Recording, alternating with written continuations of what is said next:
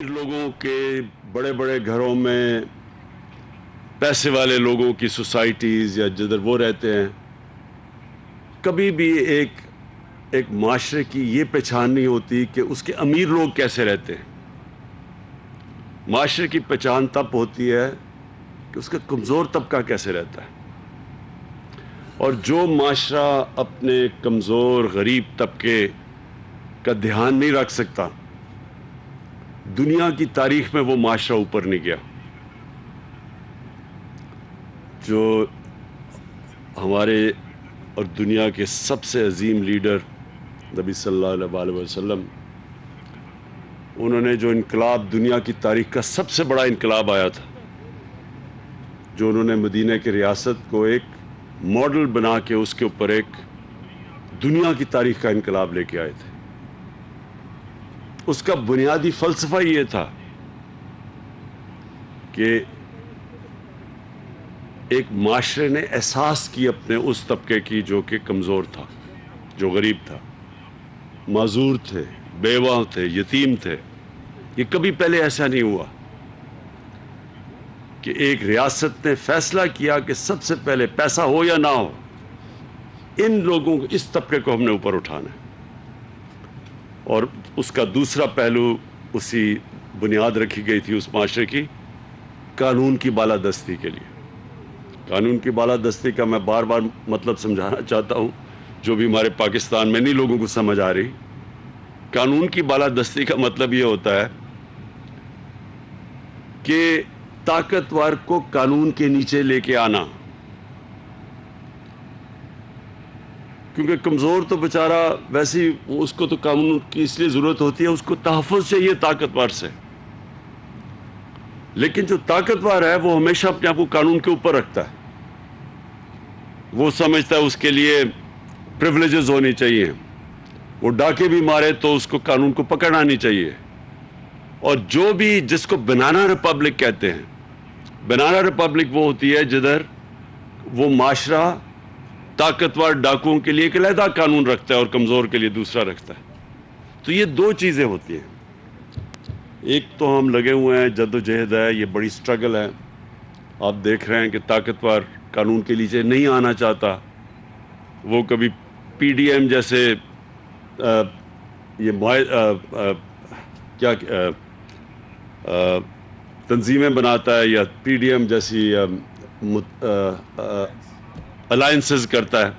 صرف مقصد یہ ہوتا ہے کہ ہمارے لیے ایک قانون ہے، ہمیں عام لوگوں کے قانون کی طرح نہ رکھو، ہم کوئی خاص لوگ آئے ہیں، ہم چوری کریں، ڈاکہ ماریں، منی لانڈرنگ کریں، ہمیں آپ قانون کے نیچے نہیں لا سکتے، تو بلیک میل کرتے ہیں۔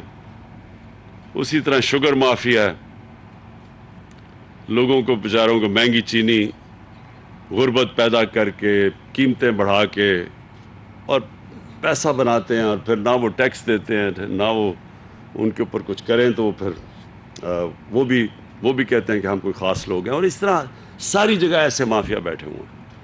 تو قوم کبھی وسائل کی کمی سے غریب نہیں ہوتی ہے، یاد رکھنا۔ قوم غریب تب ہوتی ہے جب ہمارے نبی صلی اللہ علیہ وسلم نے کہہ دیا تھا کہ تمہارے سے پہلے بڑی قومیں تباہ ہوئیں، جیسے طاقتور کے لیے ایک قانون اور کمزور کے لیے دوسرا۔ اس کو رول آف لاء کہتے ہیں، قانون کی بالادستی۔ تو ایک یہ ہے، اور دوسرا جو آج جس کے لیے میں یہاں آیا ہوں،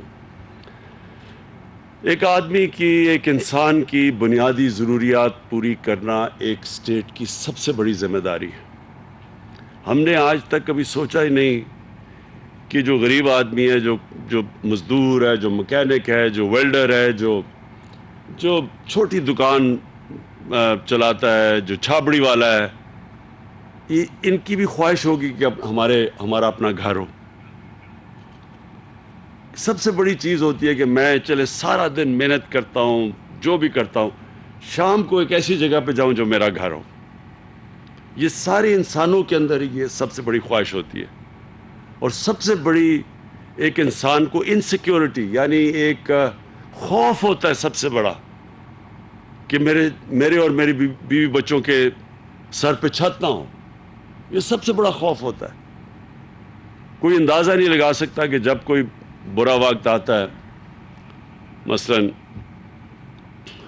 زلزلہ آتا ہے، سیلاب آتے ہیں، اور جس طرح پختونخوا میں قبائلی علاقے کے اندر جب وہ جنگ ہوئی تو ایک دم لوگوں کو سب کچھ چھوڑ کے نکلنا پڑا، اور ایک دم وہ کیمپس میں چلے گئے۔ یہ جلوزئی میں بھی افغان بیچارے جب وہاں سے آئے تھے مشکل وقت میں، وہ بھی یہاں رہتے تھے، لیکن وہ تو پھر بھی وہ ان کے سر پہ چھت تھی۔ لیکن یہ جو خوف ہے یہ سب سے بڑا ہوتا ہے، اور ہمارے کبھی بھی کسی حکومت نے یہ سوچا ہی نہیں کہ وہ بیچارے ان لوگوں کے لیے ہم کیا کریں۔ تو یہ پاکستان کی تاریخ میں پہلی دفعہ ہو رہا ہے۔ ایک جو پرائم منسٹر جنیجو تھے، انہوں نے کوشش کی، وہ فیل ہو گئی تھی ان کی اسکیم، کیونکہ انہوں نے جدھر گھر بنا دی ادھر لوگ رہنا ہی نہیں چاہتے تھے۔ ہم جو یہ اسکیم لے کے آ رہے ہیں لو کاسٹ ہاؤسنگ کی، پہلے ہم نے پوری سروے کی ہوئی ہے، رجسٹر کیا ہوا ہے، ہمارے پاس رجسٹرڈ ہیں لوگ جو کہ گھر ایک چھت چاہتے ہیں، ایک گھر چاہتے ہیں۔ تو اس کے بعد پھر ہم نے ادھر سے شروع کیا۔ اب ظاہر ہے گورنمنٹ کے پاس تو پیسے نہیں کہ ہر آدمی کو گھر بنا کے دے دیں، کوئی بھی دنیا میں گورنمنٹ یہ نہیں کر سکتی۔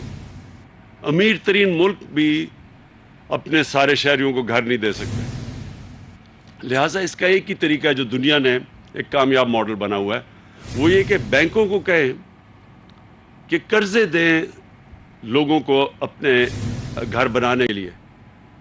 تو یہ جو اسکیم آئی ہے اس میں کیا ہوگا کہ ہم نے پوری کوشش کی ہے کہ سستے گھر بنے، گورنمنٹ کی زمین پہ بنے، کیونکہ اگر زمین بھی خریدنی پڑے اس کی قیمت بہت اوپر چلی جائے۔ اس کے بعد فیڈرل گورنمنٹ ہم ہر گھر کے اوپر 3 لاکھ روپے دے رہے ہیں، کہ اگر گھر کی قیمت 25 لاکھ ہے تو وہ نیچے آ کے 22 لاکھ ہو جائے۔ وہ کیوں ضروری ہے نیچے لانی؟ کیونکہ پھر قسطیں، جو ایک آدمی کرائے کی قسطیں دیتا ہے گھر میں رہنے کے لیے، وہی قسطیں وہ دے کے بینک کو، تو اس کا اپنا گھر بن جاتا ہے۔ تو ہم چاہتے تھے کہ اس کی قسط نیچے آئے مہینے کی، کیونکہ جتنا گھر کا پورا کاسٹ نیچے آئے گا تو اتنی اس کی مہینے کی کم قسط دینی پڑے گی۔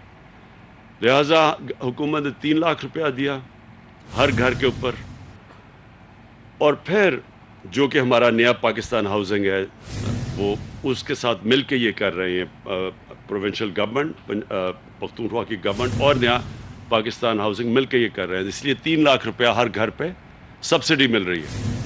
اس کے بعد ہم نے بینکوں سے، ہماری گورنمنٹ نے بینکوں سے معاہدے کیے ہوئے ہیں کہ صرف ایک 5 مرلے کے گھر پہ یا کتنا انٹرسٹ، 3% صرف مارک اپ یعنی سود دینا پڑے گا، تو تاکہ آسان ہو، قسط زیادہ نہ ہو مہینے کی۔ اور انشاءاللہ یہ جب شروع ہو جائے، اب باقی سارے ہم پختونخوا میں اور بھی جگہ ڈھونڈ رہے ہیں، جس طرح کہا اس کی ابھی ہمیں پورا، یہ تو پہلی اس کی سٹیج ہے، پہلا فیز ہے، یہ اور بڑھتے جائیں گے۔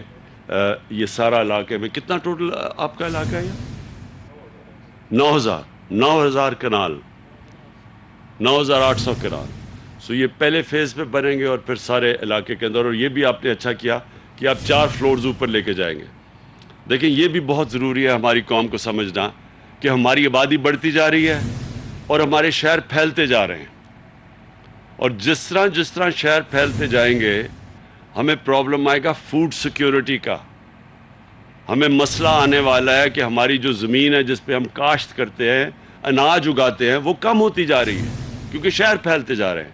اس لیے ساری دنیا میں انہوں نے اس کا طریقہ ایسے نکالا تھا کہ وہ اوپر جانا شروع ہو گئے، بجائے یہ کہ ادھر پھیلیں، وہ ہائی رائزز کی طرف جائیں، اونچی بلڈنگز کی طرف جائیں۔ تو اس کی ہمیں عادت ڈالنی پڑے گی، کئی لوگوں کو ابھی تک عادت نہیں ہے لیکن یہ ڈالنی پڑے گی، کیونکہ وقت کی ضرورت ہے۔ ہم اور زمین اپنی نہیں اس صرف ہاؤسنگ کے لیے استعمال کر سکتے، ہم نے اپنی ساری عوام کو ان کو کھانا بھی دینا ہے، ان کی فوڈ سیکیورٹی کا بھی دھیان رکھنا ہے۔ تو انشاءاللہ یہ جو ہماری اسکیم ہے یہ اب چل پڑی ہے۔ میں پھر سے کہتا ہوں دیر اس لیے لگی کیونکہ بینک پیسے دینے کے لیے تیار نہیں تھے، اب تک قرضے دینے کے لیے نہیں تیار تھے۔ بینک کیوں نہیں تیار تھے؟ کیونکہ ایک قانون تھا پھنسا ہوا تھا، پتہ نہیں 11-12 سالوں سے پھنسا ہوا تھا عدالتوں میں، جس کو کہتے ہیں فور کلوجر لا۔ فور کلوجر کا مطلب کہ اگر بینک جب تک ان کو یہ ایشورٹی نہ ہو کہ اگر وہ قسط نہیں دیتا تو وہ اس کے خلاف ایکشن نہیں لے سکتے، تو ان کے تو پیسے پھنس جانے تھے، تو اس لیے بینک پیسے نہیں دیتے تھے۔ اب یہ قانون آ گیا، اب بینکس کو پروٹیکشن مل گئی ہے، اس لیے اب بینک سامنے آ رہے ہیں۔ میں یہ ضرور کہوں گا کہ ابھی بینکس کو عادت نہیں پڑی اس چیز کی، ان کو ابھی چھوٹے لوگوں کو قرضے دینے کی ان کو عادت نہیں ہے، اور میں سارے بینکس کے ہیڈز کو بار بار کہتا ہوں کہ اپنے ٹرین کرے اپنے سٹاف کو کہ جب ایک غریب آدمی آتا ہے تو اس کو کیسے سروس کرنا ہے انہوں نے۔ اس کی وجہ سے ابھی بھی سلو ہے ہماری جو سارے پاکستان میں اسکیم چل رہی ہے، لیکن یہ جو اسکیم ہے اس کے لیے آسانی اس لیے ہے کیونکہ آپ کے پاس تو زیادہ لوگ آ چکے ہیں، تو آپ تو پھر قرعہ اندازی کریں گے ان کو دینے کے لیے جو لوگ اپلائی کر رہے ہیں۔ ہماری جو کوشش ہے کہ ہمارے جو عام لوگ ہیں، جو ہمارے غریب لوگ ہیں، ان کو یہ حکومت پوری پروٹیکشن دے۔ میں آج پختونخوا حکومت کو خاص طور پہ خراج تحسین بھی پیش کرتا ہوں، مبارک بھی دیتا ہوں کہ انہوں نے جو ہیلتھ کارڈ دیا ہے، جو ہیلتھ انشورنس ہے، آپ کو پتہ نہیں اس چیز کا علم ہے یا نہیں، امیر ترین ملک بھی سارے شہریوں کو ہیلتھ انشورنس نہیں دے سکتے۔ یہ بہت بڑی آپ نے سٹیپ اٹھایا ہے، اور کیونکہ اس سے اللہ سب سے زیادہ خوش ہوتا ہے۔ اللہ تو خوش ہوتا ہے جب آپ اس کی مخلوق کی مدد کریں، اور خاص طور پہ دکھی انسانیت کی۔ جب ایک گھر کے اندر بیماری ہو اور ان کے پاس پیسہ نہ ہو، اس سے بھی بڑی بے بسی نہیں ہوتی لوگوں کے اوپر۔ شوکت خانم میں نے اس لیے بنایا تھا کہ کینسر کا بڑا مہنگا علاج تھا، تو غریب آدمی کے گھر کینسر ہو جائے وہ تو بیچارہ مقروض ہو جاتا تھا، سب کچھ بیچ دیتا تھا اور پھر بھی علاج نہیں کروا سکتا تھا۔ تو یہ جو آپ نے ہیلتھ انشورنس دی ہے محمود خان، آپ نے پہلا صوبہ سارے پاکستان میں جس نے سارے اپنے شہریوں کو 10 لاکھ روپے ہر خاندان کے پاس آپ نے دے دیا ہے ہیلتھ کارڈ کے ذریعے، کہ وہ جا کے کسی بھی ہسپتال میں اپنا علاج کروا سکتے ہیں۔ یہ ایک سارا ہیلتھ کا سیکٹر میں انقلاب آپ لے آئے ہیں۔ اس سے اب ہسپتال بنیں گے سارے علاقوں میں۔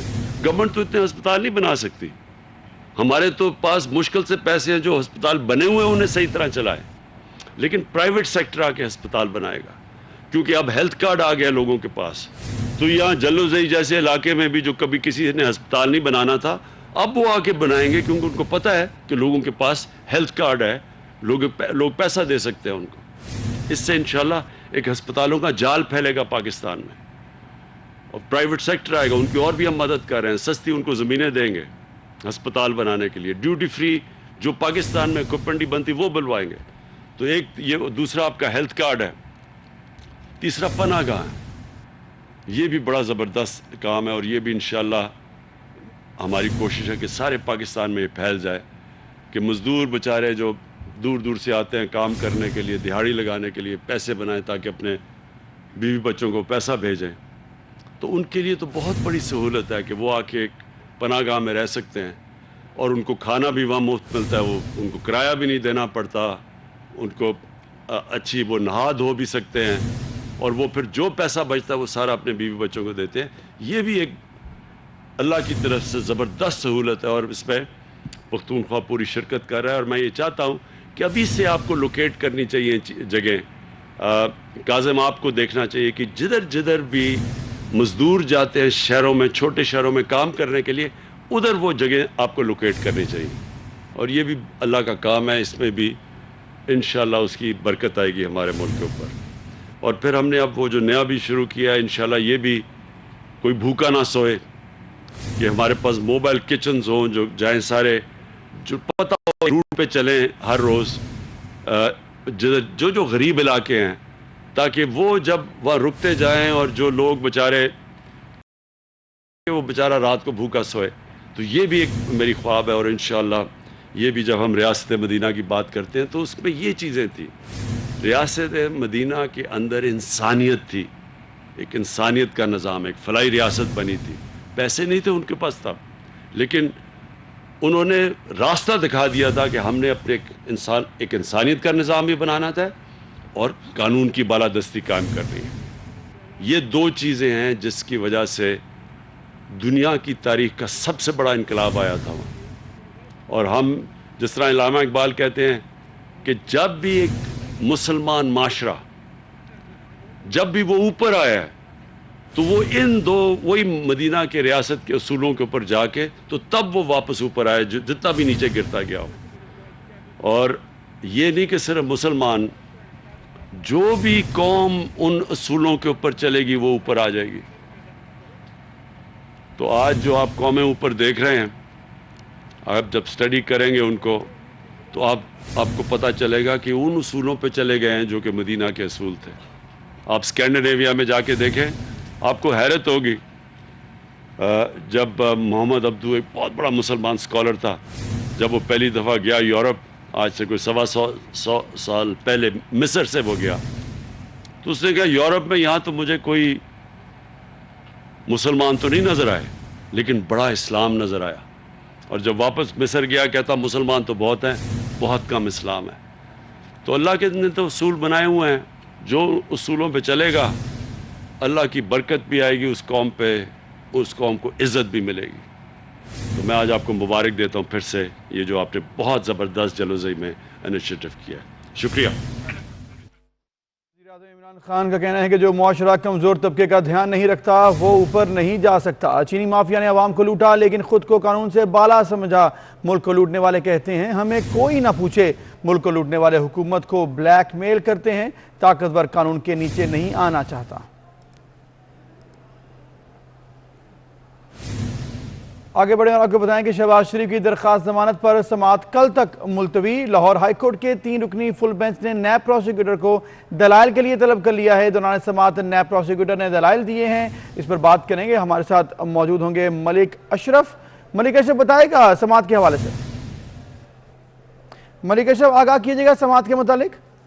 جی، آج لاہور ہائی کورٹ کے جسٹس علی باقر نجفی کی سربراہی میں 3 رکنی فل بینچ نے اپوزیشن لیڈر میاں محمد شہباز شریف کی درخواست ضمانت پر سماعت کی ہے. اور عدالت نے میاں محمد شہباز شریف کی جانب سے اعظم علی تارڑ اور امجد پرویز نے دلائل دی ہے. اور ان کا موقف یہ تھا کہ میاں محمد شہباز شریف جو ہے ان کا نیب ریفرنس جو ہے وہ ٹرائل کورٹ میں جمع کرایا جا چکا ہے. وہ ان کی عمر 70 سال سے زائد ہے. مزید یہ کہا گیا کہ وہ جو ہیں ان کے خلاف 110 گواہ ہیں جس میں سے صرف 10 نے اپنے بیانات قلم بند کرائے ہیں جبکہ 100 گواہ ابھی رہتا ہے. عدالت نے استفسار کیا کہ یہ بتائیں جو 10 گواہ ہیں وہ کتنی ٹینور میں انہوں نے اپنے بیانات قلم بند کرائے، جس پر عدالت کو آگاہ کیا گیا کہ 6 ماہ میں 10 گواہوں بیانات قلم بند ہوئے ہیں. اور اب ٹرائل کورٹ جو ہے صاحب عدالت جو ہے اس کے جج جو ہے وہ بھی تبدیل ہو چکے ہیں اور ٹرائل جو ہے وہ جلد مکمل ہونے کا امکان نہیں ہے. انہوں نے عدالت سے یہ صدا کی کہ عدالت ان کی درخواست ضمانت منظور کرے. مزید انہوں نے یہ بھی کہنا تھا کہ جو 110 گواہ ہے کسی ایک نے بھی براہ راست میاں محمد شہباز شریف پہ الزام نہیں لگایا. وہ ایک اپوزیشن لیڈر ہیں، انہوں نے دھیلے کی کرپشن نہیں کی، جس پر جسٹس علی باقر نجفی کا کہنا تھا کہ دھیلا تو کبھی کسی نے دیکھا بھی نہیں، جس پر عدالت میں کہا بھی لگا. عدالت میں نیب پروسیکیوٹر نے موقف اختیار کیا کہ میاں محمد شہباز شریف جو ہیں ان کا نیب ریفرنس جمع کرایا جا چکا ہے. ان میں آمدن سے زیادہ اثاثوں کے حوالے سے جو بیانات قلم بند نے سے جو ٹیٹی ہوئی ہے اس کے حوالے. ٹھیک ہے، سماعت ملتوی ہو گئی. بہت شکریہ ملک اشرف، آپ نے ہمیں آگاہ کیا. دوسری جانب سپریم کورٹ میں جسٹس قاضی فائز عیسیٰ نظر ثانی کیس کی سماعت بھی ہوئی. جسٹس منیر اختر نے جسٹس قاضی فائز عیسیٰ کی اہلیہ سے معذرت کر لی. جسٹس منیر اختر نے کہا کہ گزشتہ روز سخت ریمارک سے اگر دل آزاری ہوئی تو معذرت خواہ ہوں. اس پر بات کرنے کا امانت کشکوری سے. امانت بتائیے گا اس سماعت کے متعلق. سپریم کورٹ میں جسٹس قاضی فائز عیسیٰ نظر ثانی کیس کی سماعت جاری ہے. جسٹس عمرتا بندیال کی سربراہی میں رکن فل کورٹ کیس کی سماعت کر رہی ہے. کیس کی سماعت کا آغاز ہوا تو جسٹس منیر اختر نے جسٹس قاضی فائز عیسیٰ کی اہلیہ سے مخاطب ہو کر کہا کہ میں آپ سے معذرت چاہتا ہوں گزشتہ روز کی سماعت پر اگر میرا رویہ سخت تھا اور اگر آپ کی دل آزاری ہوئی ہے تو میں اس پر معذرت خواہ ہوں. جسٹس منیر اختر نے کہا میرا مقصد دل آزاری نہیں تھا بلکہ میرے سوالات کے جواب نہ ملنے پر میں نے اپنے سوالات بار بار دہرائے. جسٹس قاضی منیر اختر کی معذرت کے بعد جسٹس قاضی فائز عیسیٰ روستم آئے. ان کی جانب سے عدالت سے بتایا گیا کہ انہوں نے اپنے جو کل عدالت نے ان سے 3 سوالات پوچھے تھے وہ تحریری طور پر انہوں نے جمع کروا دیے ہیں. اور جسٹس قاضی فائز عیسیٰ نے کہا کہ عدالت نے شخص کو تنگ کیا ہے، تکلیف دی ہے، جس کے بعد انہوں نے تحریری طور پر یہ جوابات جمع کرائے ہیں، جس پر جسٹس मंजूर अहमद मलिक ने मुस्कुराते हुए कहा कि बाल सफेद होने से कोई शख्स जो है वो बूढ़ा नहीं हो जाता, ना ही कोई सयाना हो जाता है। इसके बाद जस्टिस कादिर फाइज़ जो है अपनी नशीद पर बैठे हैं। उसके बाद जो बार कौंसिल के मुखला है हामिद खान और रशीद रिजवी, उन्होंने दराज दिए हैं। हामिद खान की जानिब से ये कहा गया है कि सुप्रीम जुडिशल काउंसिल में जब शुक्रिया अमानत, आपने समाअत के मुतालिक हमें आगाह किया। आगे बढ़ें, आपको बताएंगे अब यहाँ पर वक्त है एक ब्रेक का। शुगर स्कैंडल में एक बड़ी तलबी हो चुकी है। जराये के मुताबिक नैब रावलपिंडी ने मियां असलम इकबाल और साबिक सूबाई वजीर बराए खुराक समीउल्लाह चौधरी को तलब कर लिया है। सूबाई वजीर मियां असलम इकबाल को 4 मई को तलब कर लिया गया है। तो शुगर स्कैंडल के हवाले से एक अहम पेशरफ्त और बड़ी तलबी सामने आई है। शुगर स्कैंडल में बड़ी तलबी ये है कि जराये के मुताबिक नैब रावलपिंडी ने मियां असलम इकबाल और इनके साथ साथ साबिक सूबाई वजीर बराए खुराक समीउल्लाह चौधरी को भी तलब कर लिया है।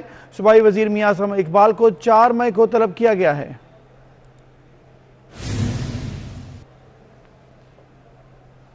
कराची की जुडिशल मजिस्ट्रेट जुनूबी में चीनी स्कैंडल केस में अहम पेशरफ्त भी सामने आई है। जुडिशल मजिस्ट्रेट ने चालान मंजूर करते हुए मजीद कार्रवाई के लिए सेशन कोर्ट को अरसाल कर दिया है। मजीद बात करते हैं मुमताज जमाली से। मुमताज, बताइएगा कि चालान में FIA ने क्या इंकशाफात किए? जी देखिए, जुडिशल मजिस्ट्रेट जनूबी की अदालत में चीनी स्कैंडल में FIA ने अपना अबूरी चालान पेश कर दिया, जिसमें जुडिशल मजिस्ट्रेट ने चालान मंजूर करते हुए सेशन कोर्ट को मजीद कार्रवाई के लिए अरसाल कर दी है। FIA ने चालान में इंकशाफ किया है कि शुगर माफिया ने सट्टाबाजों से मिलकर मिल मालिकान से 110 रुपए जो है कमाए हैं। शुगर माफिया सट्टेबाजों ने कराची में 16 व्हाट्सएप ग्रुप बनाए रखे थे, जबकि सट्टा माफिया धोखेबाजी से चीनी की कीमतों में मुसलसल इजाफा कर रहे थे। चालान ने मजीद ये भी इंकशाफ किया है कि शुगर माफिया ने अपनी फ्रंटमैनों एजेंटों के जरिए चीनी की जो है मिल कीमत में तेजी से इजाफा किया। शुक्रिया मुमताज, आपने हमें इस तमाम मामले से आगाह किया। अभी आपको लिए चलेंगे इस्लामाबाद, जहाँ पर वफाकी वजीर असद उमर इस वक्त मीडिया से गुफ्तगू कर रहे हैं। और ये सब होने की वजह से इस वक्त सूरत हाल कहाँ पहुँच गई है वो मैं आपको आगाह करना चाहता था। उसके लिए हमारे इस वक्त जो एक्टिव मरीज़ हैं, यानी इस वक्त वो लोग जिनको कोरोना का मर्ज़ लाहक है, जो आज से चंद हफ्ते पहले सिर्फ चंद हज़ार रह गया था, कल वो 83,000 से ज़्यादा नंबर बढ़ चुका था। हमारे जो मुख्तलिफ शहर हैं, बड़े शहर, वो सूबों के अंदर जो है उसमें किस तेज़ी से इस मर्ज़ के अंदर इजाफ़ा हो रहा है और किस तरीके से वबा फैल रही है, मैं चंद आपको शहरों का बताता हूँ।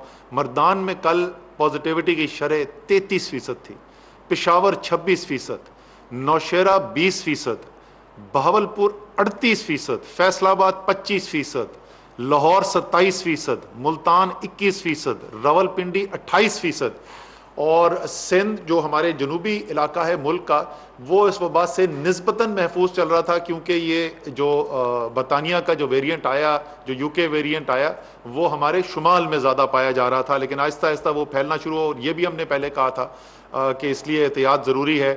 कराची कल 13% और हैदराबाद 14% पे पहुँच गया, तो वहाँ पे भी डबल डिजिट इस वक्त जो है शरह हमारी पहुँच चुकी है। ये सब होने की वजह से ज़ाहिर है जो तरीक़ेकार होता है, कुछ लोगों को मर्ज़ लाहक होता है, वबा लगती है, और उसके बाद उनमें से कुछ की ज़्यादा तबीयत ख़राब होती है और वो उनको बदकिस्मती से हस्पताल जाना पड़ता है।